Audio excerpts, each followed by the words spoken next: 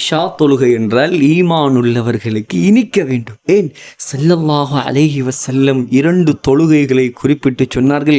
இந்த 2 தொழுகைகளும் ஈமான் இல்லாத முனாஃபிக்குகளுக்கு தொழுவது பாரமாக இருக்கும்.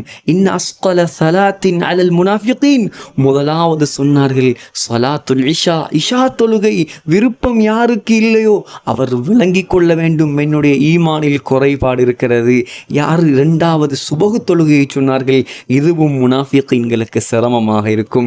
சகோதரர்களே, இன்னும் சொன்னார் ஸல்லல்லாஹு அலைஹி வஸல்லம், உலகத்தில் எந்த சமூகமும் தொழாத தொழுகையாக முஹம்மத் ஸல்லல்லாஹு அலைஹி வஸல்லம் அவர்களுடைய உம்மத்தாகிய நமக்கு மாத்திரம் அல்லாஹ் தந்த தொழுகைதான் இஷா தொழுகை. அபூதாவூதில் வருகிறது ஹதீஸ்.